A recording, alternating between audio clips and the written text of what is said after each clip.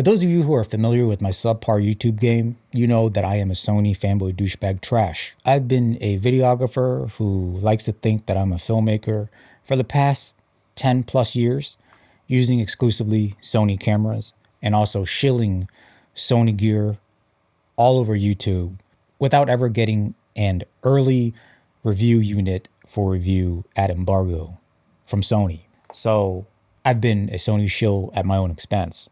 I don't care for Canon. I don't care for Canon color signs. And I definitely don't care for Canon clipped ass highlights. So when I say that Sony has problems, I don't say it out of hate. I'm saying it out of concern. Again, Sony is a giant company. They have a big marketing department, I'm sure.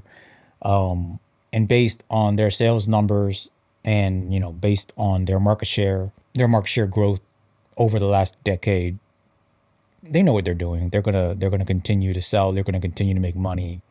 Those things might change, maybe slowly, depending on the competition and how fast they develop and all that stuff. And unfortunately, how well they target content creators.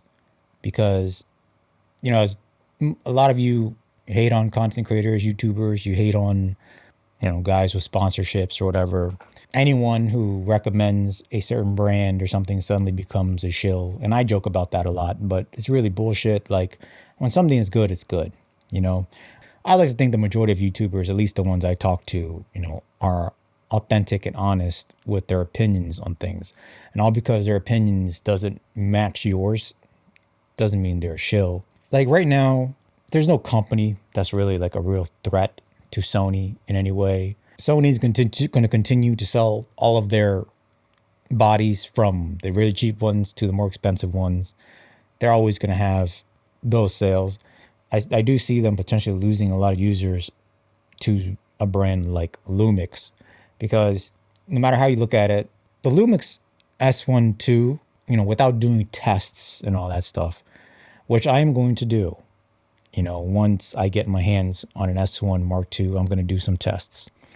But with just watching, YouTube videos, YouTube examples, and without doing tests, I know for a fact the only two things that the S1 Mark II can't do versus pretty much all Sony bodies in its price range and maybe a little bit above it is autofocus and lens ecosystem. And with the A1 Mark II, which is $7,000, which is twice its price, the only thing that trails behind that is obviously photography resolution and just overall speed. And again, autofocus and lens ecosystem. That autofocusing and lens ecosystem argument may not be able to hold for that much longer. And the reason is autofocus could be improved upon with a firmware upgrade. If Lumix listens to users and all these things and make changes in the firmware, update the algorithms for like autofocus specifically like touch tracking, because I looked at their subject tracking and it was subject tracking. I've seen it car subject track RC cars, and it does that really well. So that gap is not, that autofocusing advantage for Sony is not great, considering I am completely fine with what the A7S3 and FX-3 does, which is like 5 years old. And although, the ZV-1 has AI autofocus, which is what I'm filming right now, it's great. It's better than FX-3, but I don't personally need it, for my own productions. And in terms of lenses, just for an example, I'm using the 7 Artisans 24mm f1.8. And the only 24mm f1.8 lens that Sony E-mount doesn't have is literally the Lumix 24mm 1.8. Lumix is missing out on Viltrox, Samyang, this 7 Artisans 24mm, and probably a bunch of other 24mm that I'm not mentioning. Clearly the GM one, the Sony one. So that's like the amount of vast options you have as an E-mount user. You have all these extra like lenses. However, that's changing soon. Viltrox apparently is coming to L-mount, I think. 7 Artisans and TT Artisans was already starting to like make the L mount stuff. And obviously like the best possible third-party lens manufacturer out there, Sigma, is already on the L mount lines. So they have all of those lenses. And the reality is most video shooters that I've worked with on Sony, they don't even own that many lenses. They have like a 2875 Tamron and like a Sigma 24-70 Mark 1 with a bunch of dust in it. That's what most Sony freelance video guys use. And a lot of them don't even care for like, you know, matter of fact, every time I review like a Chinese third-party lens on my YouTube, there's always dudes in the comments talking about how those lenses are trash. They only use GM lenses. So even within the Sony fanboy douchebag fan base, there's dudes that just only care about like a small amount of lenses, which is all GM. Some dudes don't even use GM because it's way too expensive. So they're just using cheaper third-party stuff. So that whole lens ecosystem is a bit of a sham. A bit of a, you know, overrated thing depending on who you are and what you plan to do. I could see like photographers, you know, obviously you have like a better set of lenses. Like GM lenses is going to be better than anything Panasonic offers. And I don't think that is by any stretch of me, you know, just bullshitting or something like that. Like GM lenses are clinically, technically sharp, amazing. And plus for the equivalent lens, focal length and aperture, they are consistently smaller and lighter than like every other brand manufacturer.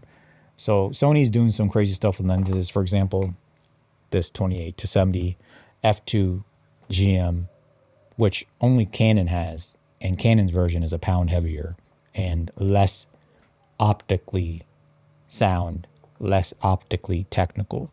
The only lens that Lumix has even close to it is the 28-45 f2.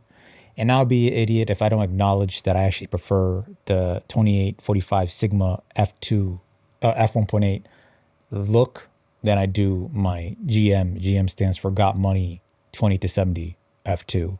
Just like I like the background blur and all that stuff. I think this one has more character in the Sigma 28-45, but obviously the 70 millimeters of the GM f2 and plus the fact that it's even lighter than the Sigma, you know, gives it a lot of like worth, you know, even though it's like more than twice the price.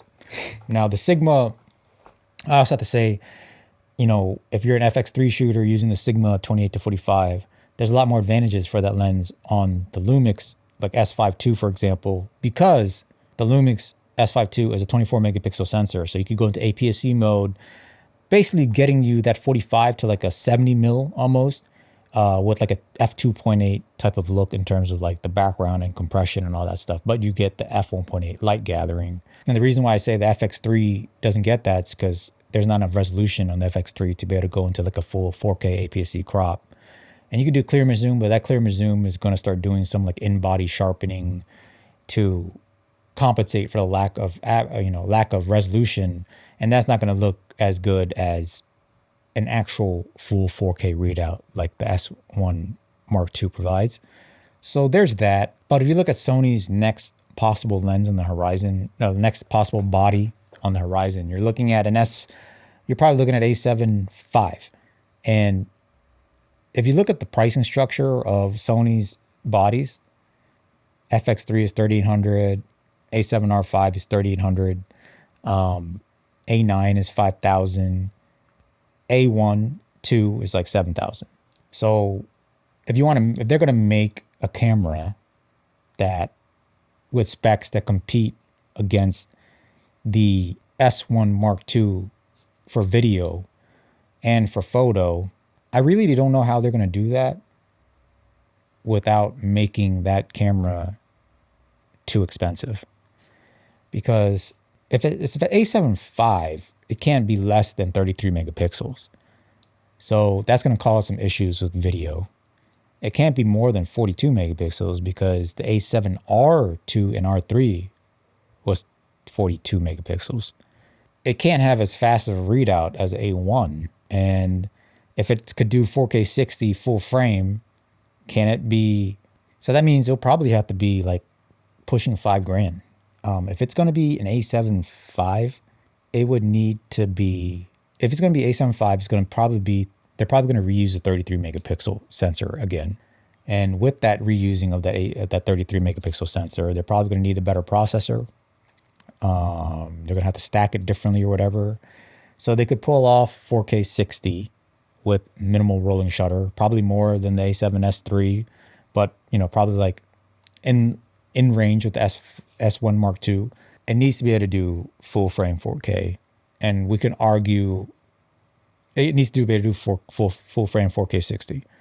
And you can argue about open gate and all these like 6K features and all that stuff. It's going to have to be in the $5,000 range. It's going to have to be in the range of an A9 Mark III. It cannot be cheaper than that. So if you're looking at just based on the current pricing structure of Sony, it just can't be cheaper than that. And it's like, will you buy it? $5,000? Especially when a camera that's going to perform the same is only $3,200 from a competitor. Maybe slightly worse autofocus. Maybe there's a certain lens you want that you cannot live without on the E-mount system that you might want, that you just have to have and the L-mount system doesn't have. It's tough, It is tough when I could see how like YouTubers could buy like all of these different cameras because it gives them different content to make. It actually helps them earn subscribers from various different brand users. But as the average person, in my opinion, if you're going to go from an FX3, or you're going to have to, if you want to upgrade to like more resolution, let's say you want to be able to film 6K or something like that, you're going to have to go up to, you're going to have to pay five or 6,000. And I'm not even going to talk about the A7R5 because like the rolling shutter and all that stuff. Because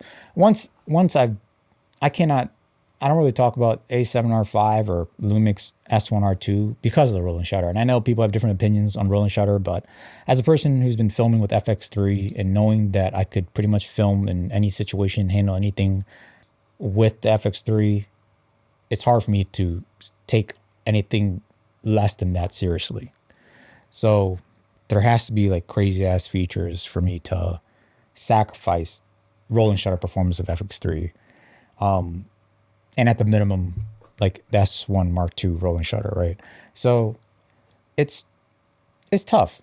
It's like if the next camera, would you want to spend like another $1,000, $2,000 to upgrade, from like an FX3 when there's another brand out there that gives you pretty much all of those features for $1,000 to $2,000 less? But again, I acknowledge that, these are all wants. These are not needs at all. I don't think like 95% of people out there who owns a Sony camera doesn't need anything more than that. Like I personally aren't even using the FX3 to its full potential. I probably don't even have the talent and the abilities to be using the FX3 right now to its maximum potential. But like everything in life, all of us wants certain things that we don't need. Like, for example, most of us drive way more car than we need. A lot of us own way more of a house than we actually need. The vast majority of things we have in our lives are wants and not needs.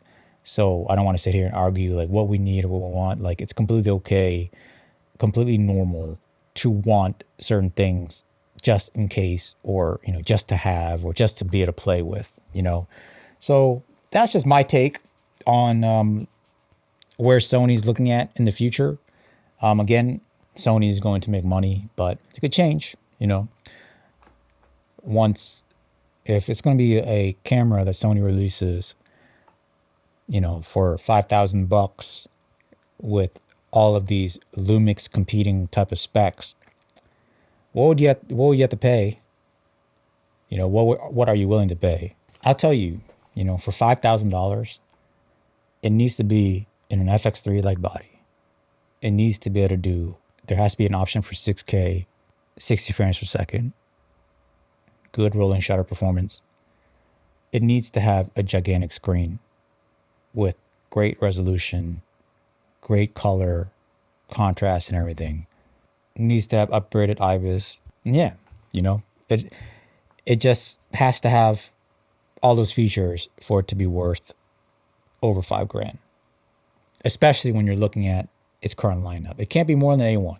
Because honestly, part of the reason why the FX9 died was because of A7S3, FX3, A1, and stuff like that. Because the A9, you know, for this giant camera costing like $10,000, it just, after a while, you just kind of look at that performance. You're like, you know, why are we going to spend all that for this more cumbersome camera one? Like the smaller ones is doing just fine. It's crazy. So Sony has like a little issue. Sony has some structural issues with their bodies, their body lineup and the pricing structure. So, but they know better than me. You know, obviously they know better than me. They're good at marketing. I'm not. And my YouTube growth explains that. So anyways, I hope this video gave you some insights. Let me know what your thoughts are below. Like and subscribe the channel for more useless camera content. Until next time, lighten up. Hey man, what camera is that? As always, man, this is just my Sony FX-3 on a Cineback rig. Oh my god, Sony, it trash. You need to switch to Panasonic. My FX-3 has been good to me and it does everything I need it to do, so I'm not trying to switch to anything. You need to switch to Panasonic S1R Mark II for open gay. Why would I want to switch to Panasonic to be openly gay? No, open gay? Bro, I have a wife and 2 kids. I'm not gay. No, man, not gay. I said open gay. Oh, you mean open gate? The only time I use open gate video is when I'm going fishing and I have a POV cam on my chest, which is the DJI Action 5 Pro, which can do open gate. And it allows me to get a 16:9 aspect ratio for YouTube, but also vertical for Instagram Reels, YouTube Shorts, whatever it is you post on. Let me show you. All the YouTubers love the open gate. Bro, people could do whatever they want to do. Man, it's none of my business. If you want to be the best, if you want to be professional, if you want to sponsor to do your trip, if you want the silver YouTube plaque, you need to buy Panasonic for the open gate. Not gonna lie, the only sponsorship you should be concerned about is that sponsorship for that green card. And the only open gate you should be worried about is that American border gate, which is definitely not open. And ICE is literally rolling around right now like Panasonic rolling shutter looking for your ass. Where can I buy a USA green card for only $29.99?